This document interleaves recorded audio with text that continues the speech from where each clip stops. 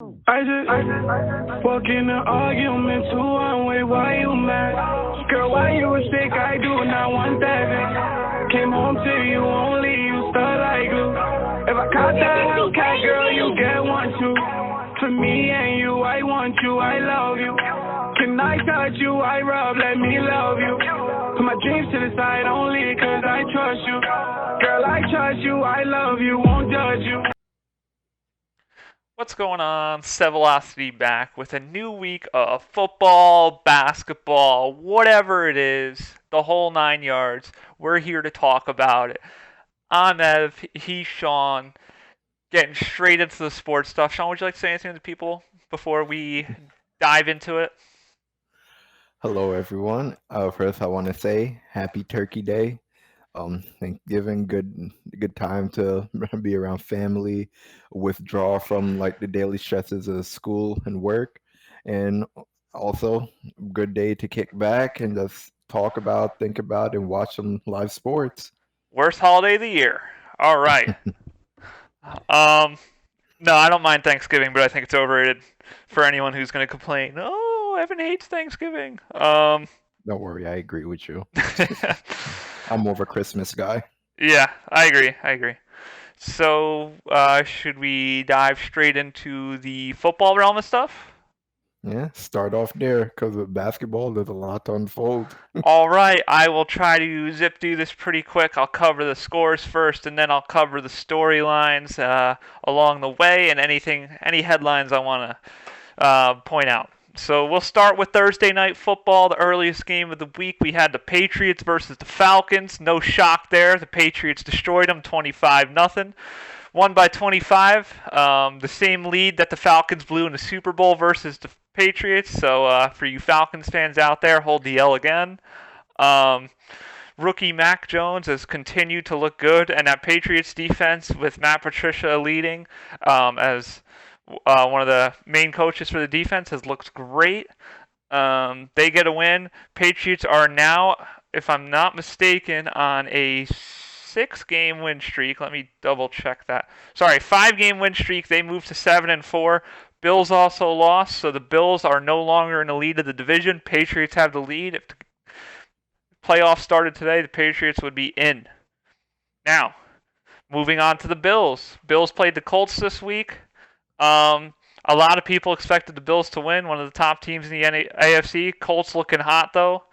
Colts come in, win 41-15 in Buffalo. And get this, you ready for this, Sean? The running back for the Colts had 185 rushing yards. It gets better. And 5 rushing touchdowns. So ripped them apart. Absolutely demolished them. Josh Allen on the Bills side threw 200 yards, 2 touchdowns, 2 picks. Didn't look particularly great last night. Mitch Trubisky ended up coming in the game late just because they were getting blown out. He threw a pick as well. Colts moved to 6-5. Bills moved to 6-4. Continuing on to the Ravens versus the Bears. This was going to be an intriguing game. Justin Fields versus Lamar Jackson. However, Lamar Jackson at the last second, I believe, was tested positive for COVID, so he did not play. Tyler Huntley played in his place, threw for 200 yards, no touchdowns and an interception.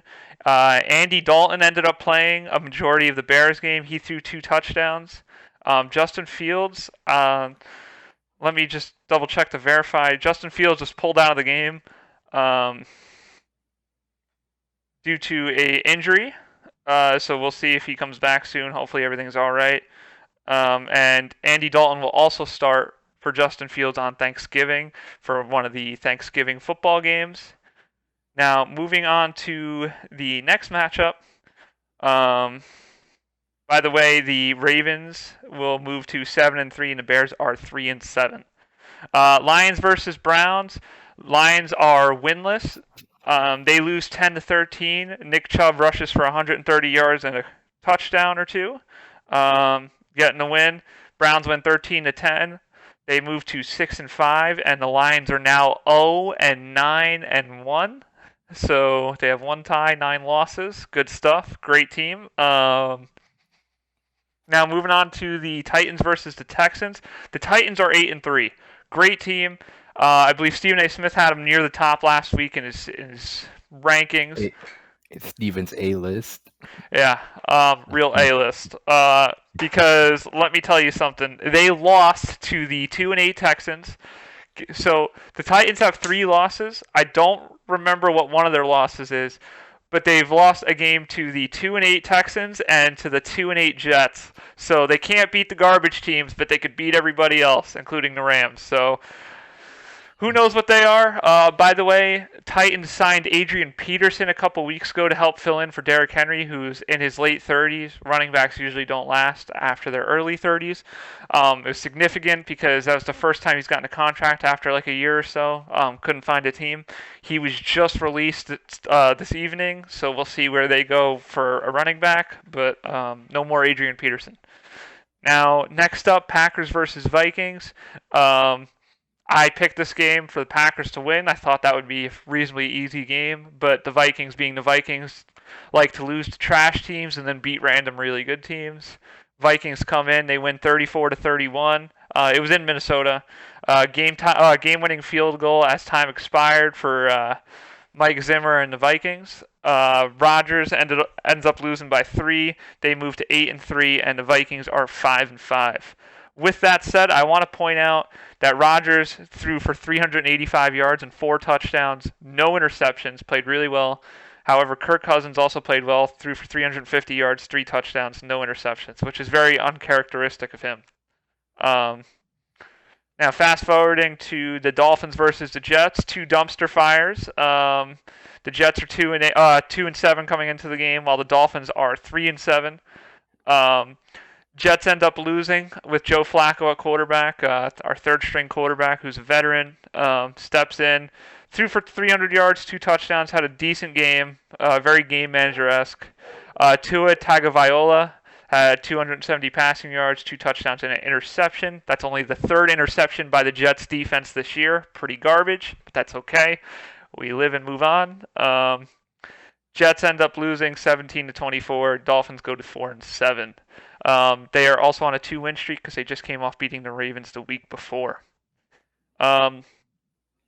Saints versus Eagles. This was a bit of a weird game. I picked the Saints to win, even though they have a backup quarterback, because the Saints' defense has looked really good.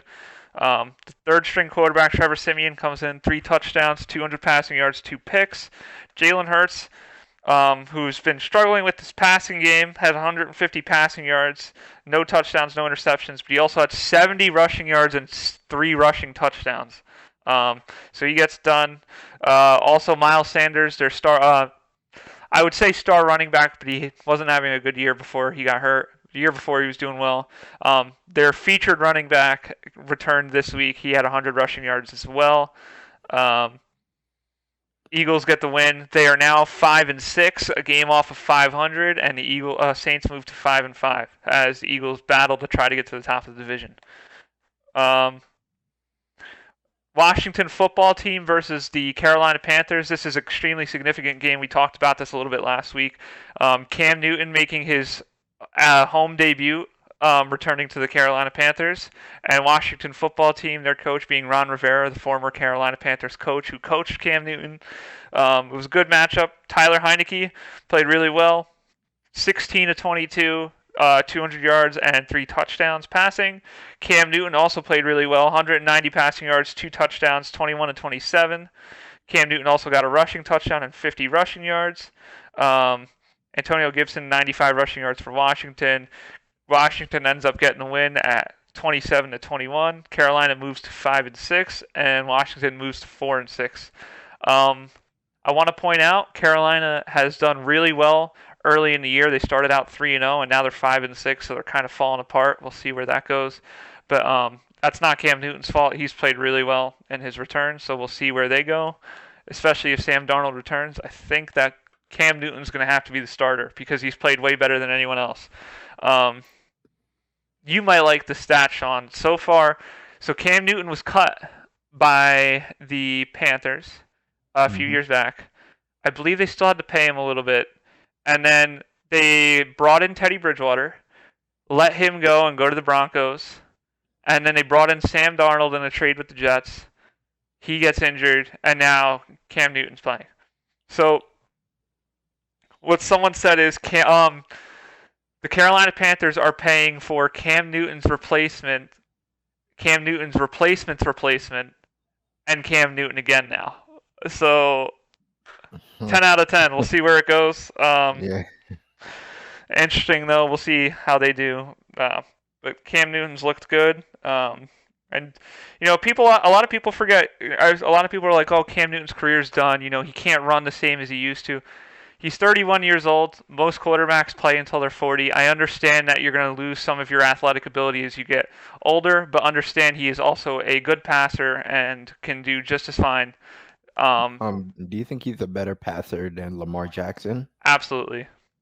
Okay. I think he's a really good passer. Because I know there were points where Cam Newton also used to be criticized for his passing ability, but I guess that was in comparison to guys like Aaron Rodgers and Brady.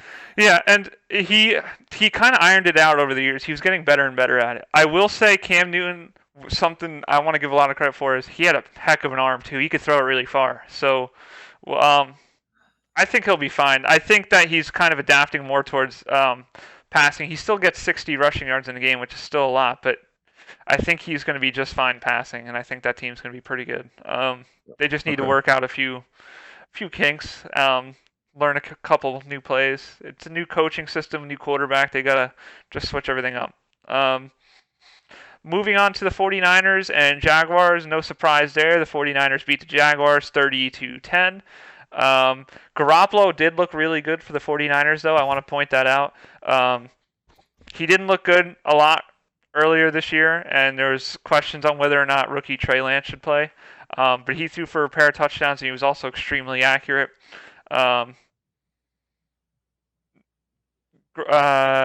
Excuse me, I'm trying to give you the stats, but my wonderful internet is being my wonderful internet. So, Garoppolo killed it, though. I don't think Trevor Lawrence played particularly well for the Jaguars.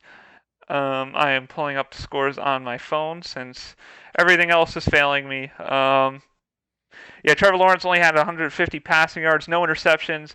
Garoppolo had 170 passing yards too, but he only had 7 incompletions and 2 touchdowns. I want to point out this is something that's really interesting. The wide receiver for the 49ers had 8 carries for 80 rushing yards and a touchdown, their receiver. So we'll see where that goes because he's one of their star receivers too. Brandon Ayuk ended up getting most of the receiving yards, which he's been having issues being benched a few times, not being good enough or making mistakes. So we'll see how he fares, but he looked pretty good yesterday. We'll see if that's a trend to keep an eye on. Bengals versus Raiders. Bengals have been on a losing streak recently. They lost a couple of games dating back to losing to the Jets backup. They come into Las Vegas to play against the Raiders, who are also absolutely awful. The Raiders' biggest enemy right now is off the field issues. No matter who it is, coach, players, there's been constant issues, too many distractions, and now they're losing constant games. Bengals weren't performing well on the field. They come in with Joe Burrow throwing 150 yards and a touchdown. Joe Mixon with 120 rushing yards and 2 touchdowns. Great game from him. On the Raiders side, Derek Carr did okay. 200 passing yards, 19-27, touchdown and an interception. Not much rushing yards from Josh Jacobs and Kenyon Drake. Darren Waller, their tight end, had 120 receiving yards, but they lose 32-13 to the Bengals. Bengals moved to 6-4. They were 6-2 at one point. Or I'm sorry, 5-2 at one point at the top of the division. So now they're 6-4, a little bit behind. Vegas moves to 5-5 again. They were like 4-1 at one point, so they kind of fallen apart. Cowboys versus Chiefs. This is expected to be a good game. It turned out to be a little bit more defensive than I think a lot of people anticipated. But Pat Mahomes came in, threw for 260 yards, interception. No touchdown passes, but he played a pretty consistent game. Dak threw for 216 yards, 2 picks as well. The rushing games were the main features. Clyde Edwards-Helaire returned for the Chiefs, had 70 rushing yards and a touchdown. Tyreek Hill and Kelsey also had 75 receiving yards each. It looks like the Chiefs are back. This is, I believe, their second or third win in a row. Pat Mahomes threw 5 touchdowns last week. This team's on a roll and starting to look like the best team in the AFC again. So we'll see where they go. Cowboys lose, but a game that they're kind of expected to lose. They slide to 7-3, still at the top of the division since that division's garbage. I will say the Eagles are catching up though in regards to the division, so we'll see. We'll keep an eye on that. They're 5-6. The Cowboys are 7-3, so 2 games back roughly. And outside of that, though, Washington's 4-6, and the Giants are 3-7. Now, the last few games, we have the Cardinals versus Seahawks. Cardinals, Kyler Murray still out. Their starting quarterback, who's killed it all year, MVP candidate, doesn't play. Seahawks have Russell Wilson back. We'll see how that goes. Just kidding. The Seahawks end up losing to a backup quarterback who throws 2 touchdowns on him and over 300 passing yards. Russell Wilson had 200 passing yards, no touchdowns, no interceptions. The Seahawks look like a dumpster fire right now. They have a starting quarterback who just returned in the last 2 weeks. The team wasn't looking good before that. But now your team still doesn't look good, and your starting quarterback's back. So that's very concerning. We'll see where they go from here. But there's a lot of rumors going around that Pete Carroll and Russell Wilson are no longer going to be together, the coach and quarterback. Russell Wilson, as you may know, didn't want to be on the Seahawks before the season started, wanted to trade out of there, ends up getting convinced to stay. They try to make a few more moves to make him more comfortable. They look terrible this year. It's starting to look like that relationship's going to end soon. We'll see and keep an eye on that. Plenty of teams would be interested in Russell Wilson, top-tier quarterback, top 5. Cardinals get the win, 23-13. Steelers versus Chargers. Chargers were up big all game, I believe like 30-10 at one point. Steelers had a late game rally and almost won. Ended up losing 37-41. Pittsburgh moves to 5-4-1 because they have that tie, and then the Chargers move to 6-4. Big Ben Roethlisberger had 3 passing touchdowns and 300 passing yards, no interceptions. Meanwhile, Justin Herbert 3 touchdowns, 380 passing yards, and an interception. Eckler as well, the running back for the Chargers, had 50 rushing yards and 2 rushing touchdowns, as well as 70 receiving yards and 2 receiving touchdowns. So Eckler had 4 touchdowns total on the game. Quarterback Justin Herbert also had 90 rushing yards. Good overall game. Deontay Johnson also had 100 receiving yards for Pittsburgh. Good game. That was probably the game of the week. It was the closest one, and it almost ended. It ended in good fashion, but it almost ended in a massive comeback. Lastly, we have the Bucks versus the Giants. No shock there. Big Tom Brady down in Tampa, laying it down on the Giants, absolutely demolishing them. No surprises there. The Giants are garbage. We know that. I know I'm a Jets fan saying it, but I'm going to keep hammering it down. The Giants are garbage. I was about to say, there's a little bit of extra enthusiasm right there. Yeah. There's nothing greater than watching the Giants lose. I am a Giants hater for everyone watching, and I would like to say that there is cause, because there was a lot of people growing up who like to throw the Giants Super Bowls in my face every 3 seconds as a Jets fan. Let me know how awful the Jets are. So, joke's on you, we're both awful now. Solidarity. Yeah, exactly. Now you can see what it's like to be a dumpster fire. Now New York is one. We're killing it. We're elite. Like, oh yeah, speaking of elite, I had to hear this every 3 seconds. Can't spell elite without Eli. Oh my lord. I can't. That's Giants fans. I'm so sorry for the Giants fans who are nice that are watching this. Just understand that some of your fans ruin the experience for me. Tom Brady threw 2 touchdowns, 1 pick, 300 passing yards. Daniel Jones for the Giants had 170 passing yards, 1 touchdown, 2 picks. Saquon Barkley, 25 rushing yards. Such an elite running back, I know. Great game from him. That's sarcasm. That was not a good game from him. But they barely ran the ball. playing down the entire game. I will give a quick shout out to the Giants defense, who didn't have a great game last night, but they've been playing pretty well. Also, this moves us to one of the bigger storylines of the NFL this week. The Giants' offensive coordinator was fired this morning after their performance yesterday.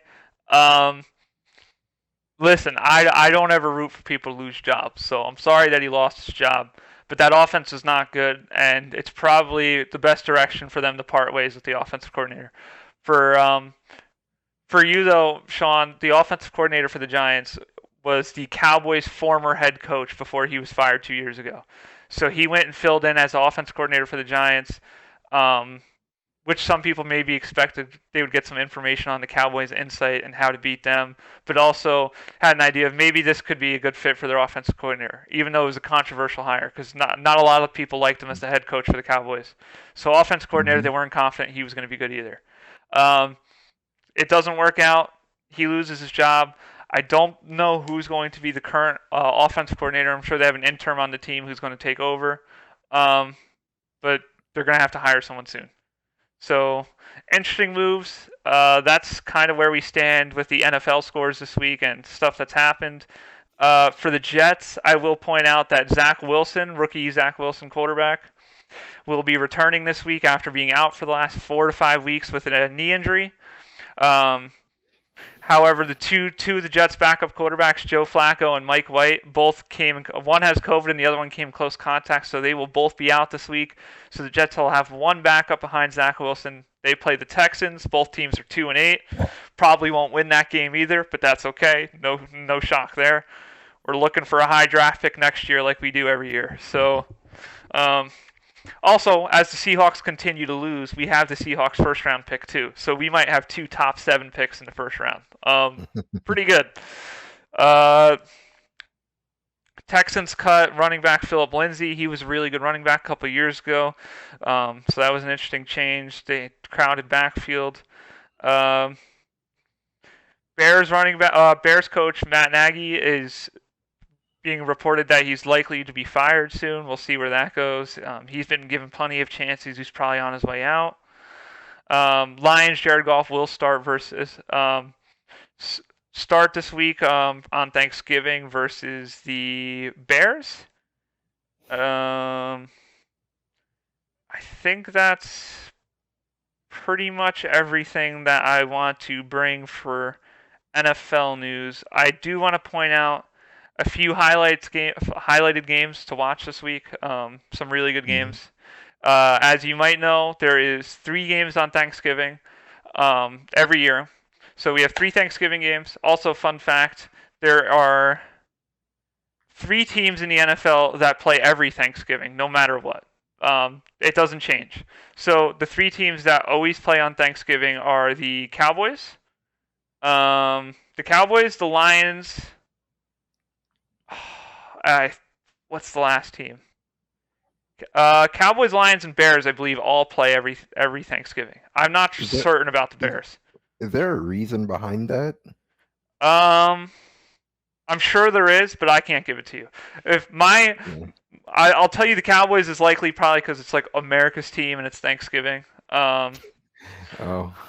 and I'm sure Stephen A loves Thanksgiving. Yeah, and the Lions are one of the oldest teams in the NFL too, and I believe that they always played on Thanksgiving too. I'm not sure what the reason was for it. Okay. But the games that we have on Thanksgiving, 12:30, we got the Bears versus the Lions, so we get to watch 2 trash teams play at the start of Thanksgiving while we eat dinner, or prepare for dinner. 4:30, we have the Raiders versus the Cowboys, so we have a blowout from the Cowboys most likely against the Raiders. Raiders have looked awful. And then the Bills versus the Saints at 8:30 when half your family's already going to be asleep by the time the game's over. So the only good... Oh, and I'm sorry, the Saints have a third-string quarterback. So none of the games are really that great, to be quite honest with you. Maybe Raiders versus Cowboys might be good, but let me tell you, those games aren't good. I'll give you a quick prediction, though. The Lions are 0-9-1, right? The Bears have a backup quarterback playing, and the backup's pretty good. But I'm going to say that the Lions get their first win this year on Thanksgiving. So we'll see how that goes. Titans versus Patriots this week. That's going to be a good game. This is the weekend games now. Um, 8-3 Titans versus 7-4 Patriots. That should be a great game. Jets versus Texans, dumpster fire. Steelers, Bengals, good division game. Bucks versus Colts should be a great game. The Colts running back Jonathan Taylor's looked phenomenal. Cam Newton versus the Dolphins. Eagles versus Giants. You might be interested in that. That'll be one of the few times I'm rooting for the Eagles. Falcons versus Jaguars. Chargers versus Broncos. Not bad, not bad. Vikings, 49ers. Sunday night game is Browns versus Ravens. That should be a pretty good game as long as everyone's healthy. Seahawks versus Washington's the Monday night game. And then there's one game Sunday at 4:30 that is going to be a great game. Packers versus Rams. We got 7-3 Rams versus the 8-3 Packers. One of the best defenses in the NFL with the Rams versus one of the best quarterbacks in the NFL and Aaron Rodgers. Should be a great matchup. And the thing that's cool about it too is Matt Stafford used to be on the Lions, which is the same division as the Packers. So the Rodgers and Stafford played against each other a lot, but now it's on a new team. Stafford has a much better team around, and we'll see how it goes.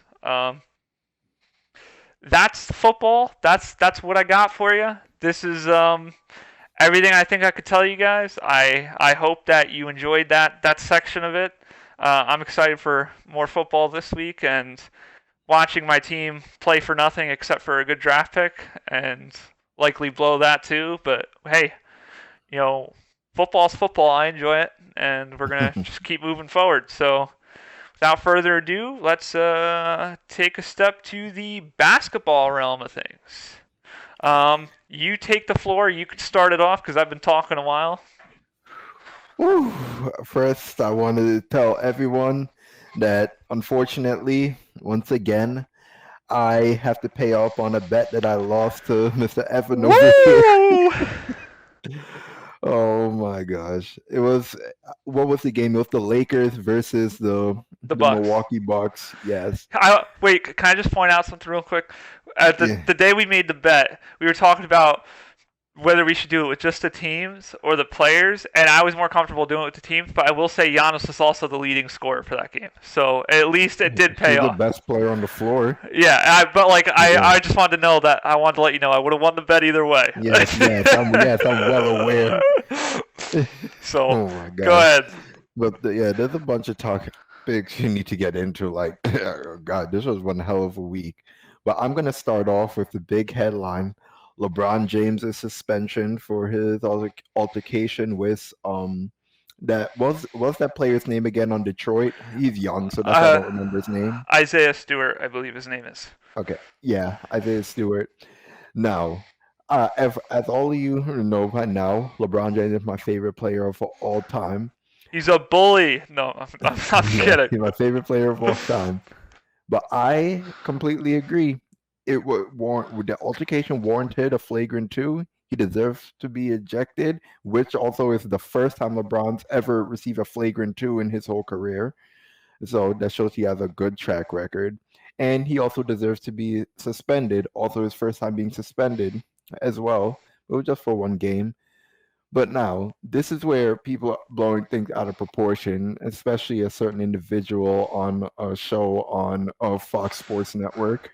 LeBron James did not intentionally punch Isaiah Stewart in the face, because like after when his knuckle caught him, like it busted like soft tissue that's like a little bit above your eyeball, so it started to bleed profusely. What happened was like on a free throw was going up, and both of them were inside trying to fight for positioning for a rebound. And like I guess there was a little bit of grappling going on. Anyone who's been on a basketball court knows sometimes your arms get tangled up or whatever, or guys are grabbing you. And like in the heat of it, LeBron was getting frustrated, so he was like trying to swing his arm away, like saying, "Get your arm off of me!" But his knuckle ended up clocking him. And now Isaiah Stewart's side, he started bleeding profusely. I think he was well within his right to flare up and be angry with LeBron. That is very fair. And in fact, I found out today, LeBron actually tried to reach out to him, like he was asking around for like a phone number or something to like reach out and apologize, because it was not an intentional. He wasn't intentionally trying to knock the kid out. Trying to And get his yeah, number also to bully him more. gotta also point out LeBron is 36, going 37, and this guy, he's a kid. He's like 20 years old. So there was no malice behind it. It was unnecessary contact and unnecessary play, excessive force. It warranted him being ejected. It was a dirty. I'll say it was a dirty play without malice intent. Um, I want to say that you talking about the arms getting tangled, and Isaiah Stewart getting frustrated. I want to say that any person who's been on the basketball court knows this, but for those of you who haven't been on the basketball court, in any sense of competition, high school, middle school, it doesn't even matter, professional, whenever you get your arms tangled around somebody and they're stuck there a while, it's very easy to get pissed off. And that's on any realm of basketball. It's you can't move. You're getting tangled up on somebody, and you think that they're doing it intentionally. 9 times out of 10, it aggravates the hell out of you. So to see that happen in the NBA was a really good example of it too. People don't like being immobile in the middle of a free throw, nonetheless, where the rebound is important.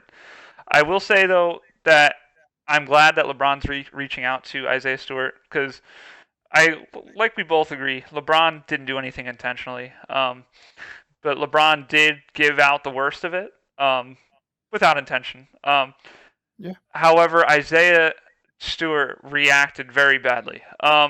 He was angry. He had every right to be angry. But the reaction initially was fine. But to try to break through a bunch of your teammates in the middle, like 5 minutes later, yeah. I think I forgot who it was, but someone made the comment, you were right next to him at one point and you didn't react until you were all the way on the other side of the court. So I think it was either Shannon Sharp or Stephen right. A, or both of them actually. So what was the intention? Was it you were trying to make a scene to show that you were upset, or did the anger not kick in until that moment? I think it was because after they broke up, that's when he felt the blood dripping down, yeah. And maybe that triggered him. Either way though, I think LeBron reaching out to him was great because I think LeBron's going to apologize first, which he should, and that's fine. That's great. But I think also LeBron, I'm not going to say that I'm going to expect an apology from Isaiah Stewart. I think he should apologize, but someone who's young like that might be a little bit headstrong and might not go instantly into an apology. We'll see. But what I think is important is LeBron's going to have a conversation with him, apologize, and LeBron's going to tell him, hey, listen, you know, I might have made a mistake here, but you can't act like that a couple minutes later. Like you're going to get yourself in trouble. You're going to get yourself suspended. You don't want to hurt your career like that. So I think that the words of wisdom will be really nice. I'm gonna cut in there too, because there's another layer as well. Like as a black man myself, LeBron is gonna sees him as like a black kid, saying we can't portray ourselves like that, like on a live broadcast, because what we're stereotyped to be. Mm-hmm. And I think that's.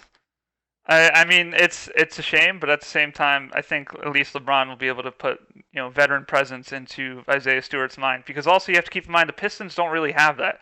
Who's their veteran? Jeremy Grant, who's been in the year 5 years. I mean, they have a lot of rookies and young guys on that team, and a lot of people who aren't established either. So that team doesn't have a lot of leadership. So I think something like that from LeBron would be really big. Yeah. Do we want to move to the next topic? Sure. Clay or that one's a quick one. All right, yeah, let's go into that. So Clay is officially fully participating in team practice. Pretty significant news, especially for someone who's got him on his fantasy team. So that's great to hear. We'll see. The big thing that I think is going to be a little bit of a change is where is Jordan Poole going to be? In terms of the basketball court, is he going to are they going to slide Clay to small forward and have Jordan Poole start at shooting guard, or is Jordan Poole going to come off the bench? Is Andrew Wiggins coming off the bench? Who's going to get benched with Clay's return, or is it going to be Clay? Someone said that Clay could be the one coming off the bench. I disagree. I will say though, I think in the first few weeks first 3 or 4 games that he plays. I think he will come off the bench because I think they're only going to give him 25 minutes, 25, 30 minutes. They're going to put him in a light thing. But I don't think that. I think full time though he's going to be the starter no matter what. Yeah. Um, I mean, I could even see them starting him, but then but just reducing his minutes. Yeah. So, kind of like who they did that with someone. I'm not gonna come up with who it is, but there's a few players who are getting like 25, 30 minutes a game from the starting position. Andrew Wiggins actually I think does that too. He doesn't get a lot of minutes. Killing it though, great player. All right, so yeah, I just wanted to put that out there. Klay Thompson returning soon. He was supposed to return middle of December, so this is right on track probably for when he's going to return. Perfect transition into the next topic. We're gonna have a bone to pick with the first take crew, specifically Stephen A. Smith going on air eulogizing LeBron James, preaching his funeral. Thank you so much for all you've done for the game of basketball. Like, first I'm gonna point out, Stephen A. was not making the point that like LeBron is done, like he's washed or anything. I think LeBron is still clearly, easily one of the best players on the planet. Just not a champion anymore. Now. Yeah, he's saying that when LeBron's championship runs are over now, and you know more than anyone how much I hate reactionists. Like of the moment, the basis of Stephen A's argument is he's seeing like how I'll say vulnerable the Lakers are looking right now, and specifically what he's seeing the way they operate without LeBron there on the floor, and it's really making him worry about the load LeBron's gonna have to end up carrying. And he actually pointed out, shame on all of them that you guys are really putting this much play on a 36 to 37-year-old. Like at what LeBron, the point is you guys are supposed to alleviate his load. Like he needs you guys to help him, but in reality, you guys are showing like you can't pull any weight without him. And specifically, and you guys know I love him to death, Anthony Davis. Shame on him. Yeah, I agree. But now moving on beyond that, Stephen A. is also reacting to the reemergence of the Golden State Warriors, revitalization of how good they're looking now. In summer debate, there were actually some debates as to whether this Warriors team right here, right now, is even better than the 73-9 Warriors in 2016. I mean, I think there are arguments for both of them. I think that first team, it was more well balanced out overall in talent, but if you consider like right now, I think we both agree Steph Curry's a better player now than he was even back then, even though he was a season MVP. Draymond diminished. We know Clay's gonna need to, get back up to speed. But Jordan Poole's like elevated his game, as we said. And now they actually, when what's his name? James Wiseman comes back. This is the first time they've actually had a real true big man who with legit potential to maybe become an all-star one day. Because Andrew Bogut was a good center for what he was as a serviceable role player. Yeah, but still, the other center they had was JaVale McGee, who looked good on the Lakers, looked like garbage on the Warriors. And then Zaza Pachulia. Yeah, so we've seen them succeed without having like a big man with any sort of like potential or like really any skills to speak of. But Wiseman, he's as good a rim protector potentially as Bogut, and he has offensive skill set that they could use. And Draymond is starting to hit his perimeter shots again, but we know he's still not what he is. So I think the team is a bit more top heavy now in like how Steph Curry's elevated primarily as opposed to back then. They were more balanced out. But now Stephen A is reacting to all of that because we missed them for like the past 3 years. And he says he thinks the Lakers will still get to the conference finals and meet the Warriors. He does not think the Lakers have a chance of beating them. And he says he does not blame LeBron at all. But I'm of the mindset this. You still got to consider. I mean, I know the Warriors, they have some young pieces, like and newer pieces, but they still have stronger chemistry. I think they have better coaching as well than the Lakers. The Lakers, they literally, over the past 3 years, they've been throwing the roster around like and then LeBron like getting hurt. It's the chemistries and clearly not there. Frank Vogel, the coaching clearly right now, while LeBron was out, was being exploited with some of the rotations he's putting out there. He needs to be put on the hot seat, like because it's on him to really like build the chemistry with these guys and maximize like their individual abilities to make a like cohesive whole. But it's not there. But still, it's really early on in the season. Like now, how many games have these teams played? We'll call it like around like 13 games, maybe. 20. Some. Oh, they hit the 20 mark now. I know the Lakers were 9-8 the last time I checked. 9. Oh yeah, sorry, I was just looking at the wins. That's why. Correct. So yeah, they're hitting about the 20 mark, but there's still like 60 more games to play. So I think it's a bit premature to eulogize LeBron on the air like that. So that's what I have a problem with. I'm an anti-Lakers guy, and I think this is going to say a lot coming from me that I think it's time to pump the brakes on the overreactions here. The Lakers, for an NFL reference, Tom Brady, right? He leaves the Patriots. He goes to the Bucks. Everyone's watching him play the first few games. They get blown out, I believe, by the Saints at one point. And they're like, this is the end of Tom Brady. And they did it a lot, too, when he was on the Patriots, too. Every year. Oh, this is the end of Tom Brady. The cliff. Yeah. He's fallen off a cliff. When guys are the greatest in their sport, and I'm not going to say of all time, but I'm just saying in the timeline, you don't just fall off a cliff. And I've said it 100 times. I do think LeBron's game is deteriorating. He might be a smarter player on the court, but I do think his game's deteriorating. But that doesn't mean you just fall off a cliff and you're never relevant again. And I know that's not what Stephen A. said, but he's making it sound like the Lakers are completely dead, zero chance to make any adjustments for the rest of the season. And I don't think that's fair because this team. Seeing that LeBron, like to me, like. Well, I guess some of my arguments for still claiming him as the best player in the league are definitely in that conversation. Because to me, right here, right now, I am not convinced that that these other guys have the same like level of impact overall on the floor that he has when looking at how the team operates when he's in the lineup versus when he's off the lineup. And what people need to keep in mind is this team. 7 or 8 of these guys didn't even play with each other last year. Like this is a whole new team. There's a lot of adjustments that have to be made. There's got to be a lot of trust that's established between the players. Like I'm sure LeBron's going to find his role players that he trusts the most, the ones he trusts the least, people he's going to find and rely on, and help take them home to the championship if that's where they potentially reach. You have to keep in mind people like Kendrick Nunn has no timetable for his return. He has a knee injury.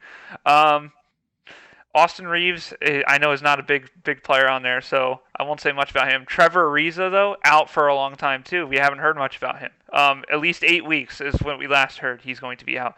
And I know these guys are old, but we don't know what they're going to contribute until they're on the court. And guys like Malik Monk, who currently has, I think, like 15 points in the first half for the Lakers against the Knicks right now, you have to keep that in mind that these guys are going to step into the roles. Malik Monk hasn't been great for most of the beginning of the year, but he's a super young guy, and he takes time to adjust to a new team, especially when you're in your early 20s.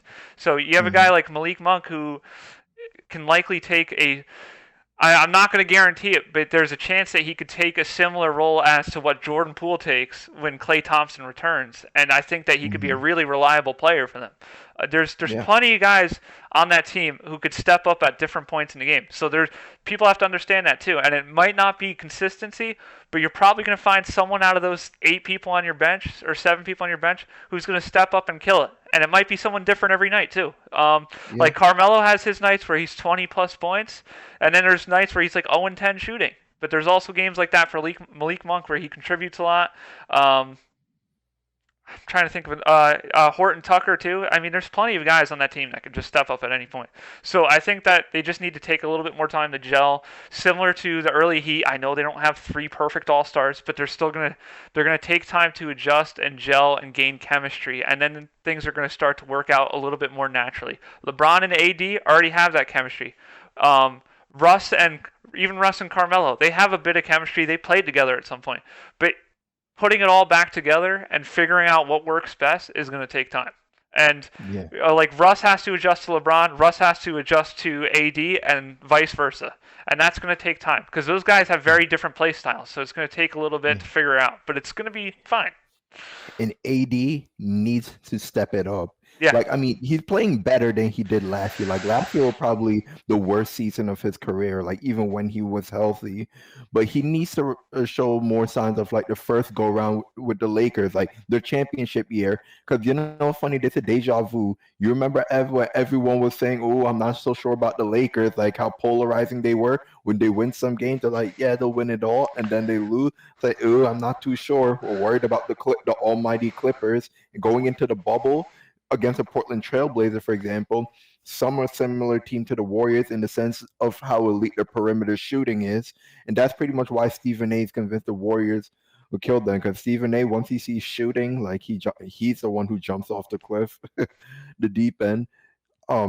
Yeah, same similar thing there. Now the Lakers, they need to be playing better defense for sure. Given the players that they have, they should be getting more stops than they are. But yeah, you gotta let's see the season play out. Like as Kendrick Perkins said, Jay Williams said, this run is a marathon, not a 100-meter dash. It's a war of attrition.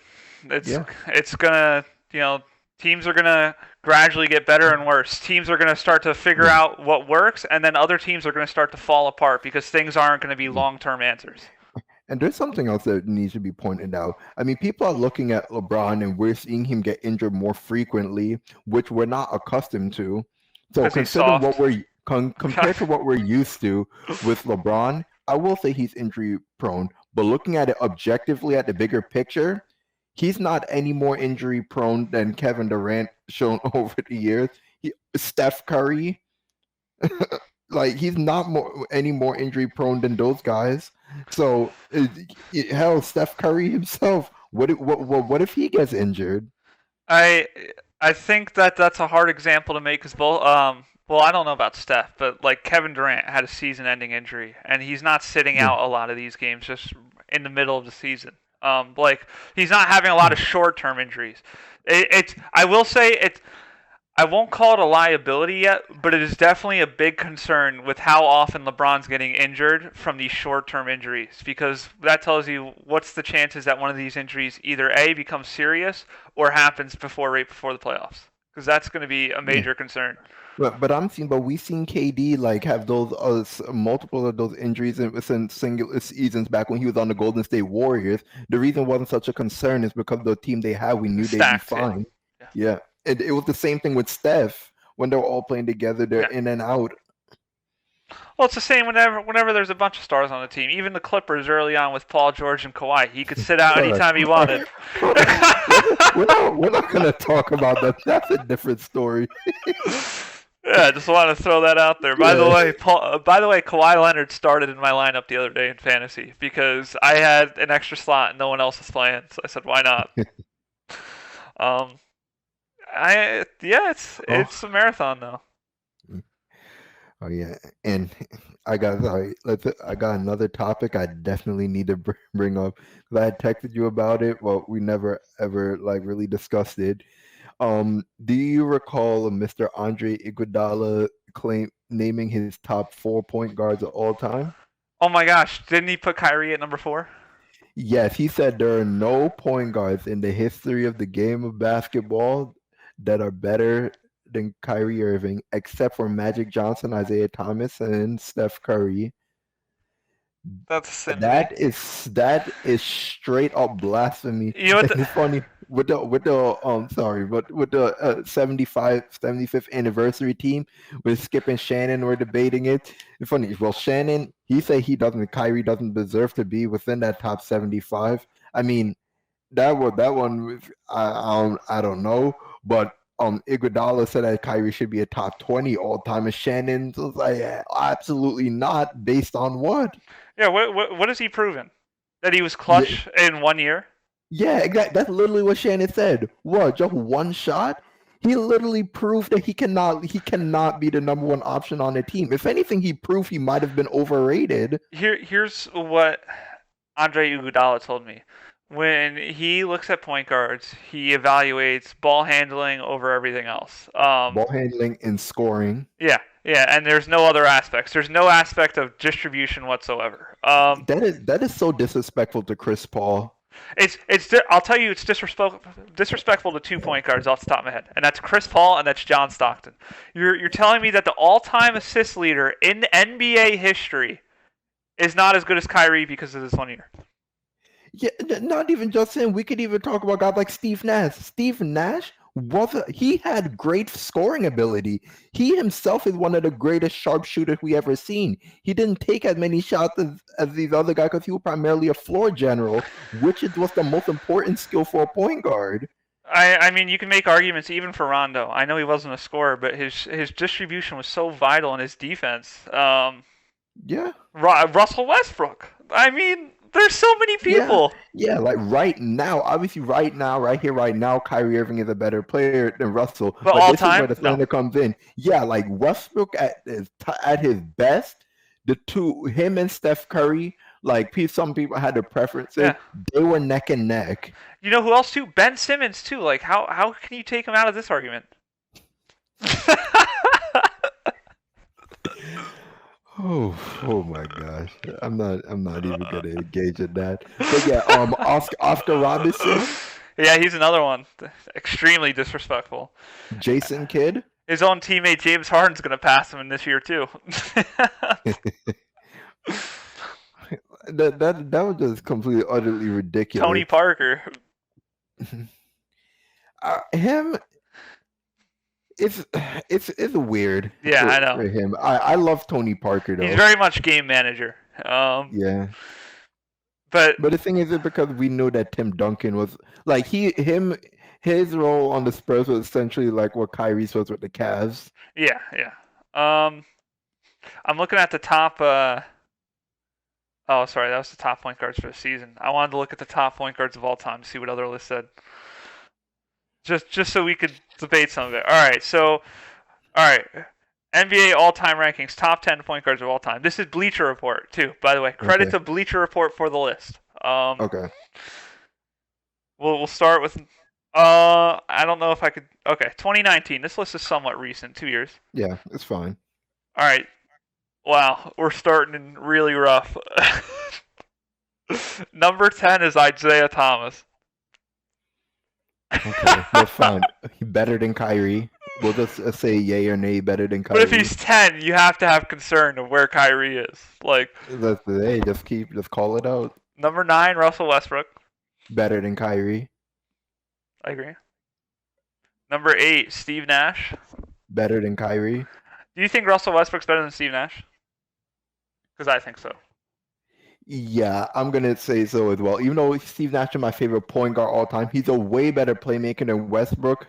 And he's probably a better leader and probably similar to like LeBron, make the team like operate better. But this is where I split. When I look at the two of them and they have to be head to head at their best on the floor, I just envision like such a mismatch. Okay. Now, where are we at? 8? Mm-hmm. 7. Jason Kidd. Above Steve Nash, which would have been interesting. I mean, I think I'm going to say better than he's led his team. He was the number one option, then has led his team to the finals before the Nets back in the day. And he was very much I don't know. He just knew what to do on the floor to get the win. High basketball IQ, yeah. Great playmaker, all around player, great defender. 6, John Stockton, for obvious reasons. Better than Kyrie. Yeah, and that's something that really pisses me off in Andre Iguodala's argument is not mentioning someone like John Stockton or Chris Paul because those guys are assist wizards. And why Chris Paul leaving him off annoys me the most is Chris Paul is literally, if you put the definition of a point guard up there, he epitomizes it.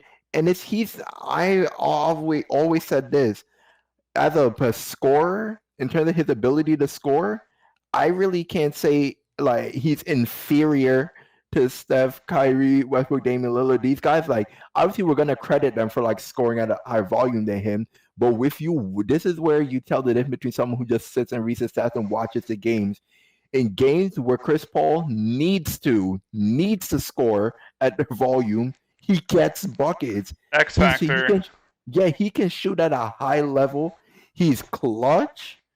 Like he's shown it before, but Suns are on a hot streak. yeah, his scoring ability, his Chris Paul as a scorer, his scoring is like a reserved role that he has for himself for when the team needs it. But what he primarily does is try and put everyone in the best situation for the team to score. But he can flip that switch and take over on the scoring end as well. By the way, Chris Paul's number 5 on the list. All right. Number 4, Jerry West. I always consider him more of a shooting guard, but and again, neither of us could really vouch or go against him because we know Yeah. nothing. Not like, well, it's not we don't know anything about him. We haven't seen him play. So hey, all right, but we could point this out because he was a scorer. He averaged what, like 27 points per game for his career. He was Yeah. one. He's among the It's- highest, and Kyrie's a scoring point guard. He doesn't average more points. it shows it on the list too for each thing. So 27 points per game, 7 assists per game, and 6 rebounds per game. And Better than Kyrie. per 75 possessions, he averaged 19 points a game, 5 assists, 4 rebounds. Better than Kyrie. That's all. And he's the logo, so sorry. And then it does a relative true shooting percentage, which is plus 5.6, which I'm not sure how to measure that. I guess would that be in today's day and age? His total shooting percentage? I don't know. Yeah, I don't know. That's an advanced stat. I don't know. Number 3, Oscar Robinson. Better than Kyrie. Here's the thing: I haven't seen really much of any Oscar Robinson, but from what all the old NBA legends say, they absolutely adore him and say that he was really hard to guard. So I will take their word for it. Yeah, 25 points a game, 9.5 assists, and 7.5 rebounds a game. Really good. Number 2, Steph Curry. Better than Kyrie. Averaging 24 points, 6.6 assists, and 4.5 rebounds. And they added 3.6 threes and 1.7 steals a game. Next, and finally, I think you already know who number 1 is. Magic Johnson. Bingo.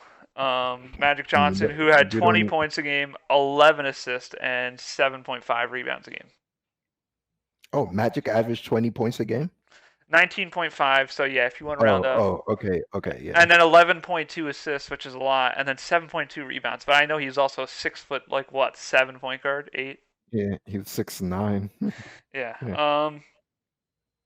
Kyrie's not on the list though. Yeah.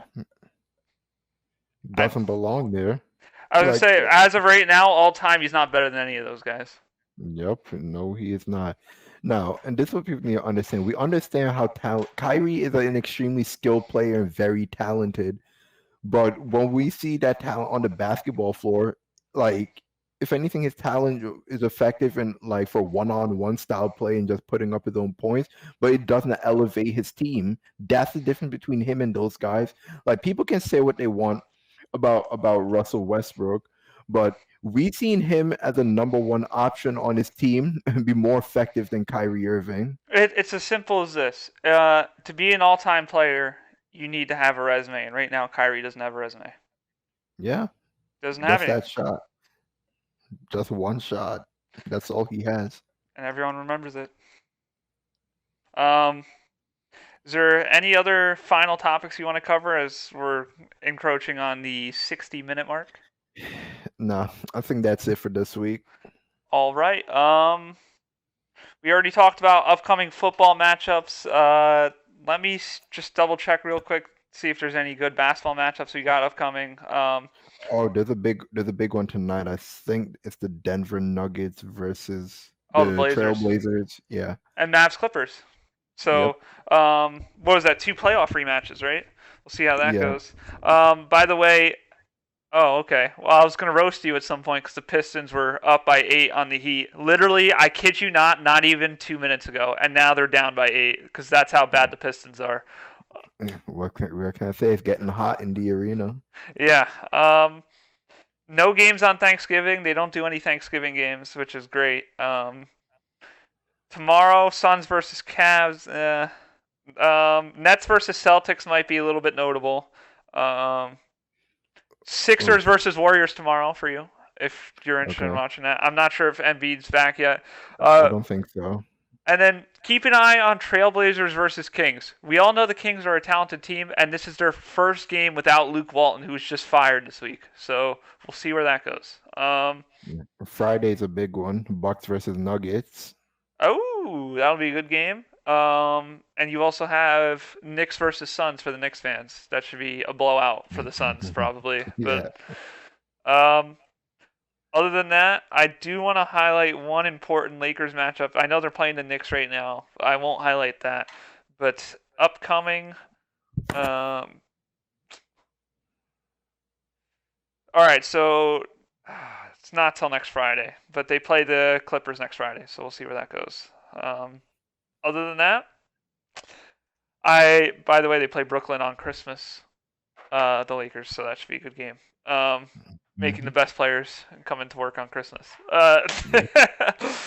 Other than that, without further ado, I hope you all have a great week of sports, family, love, friends, everything.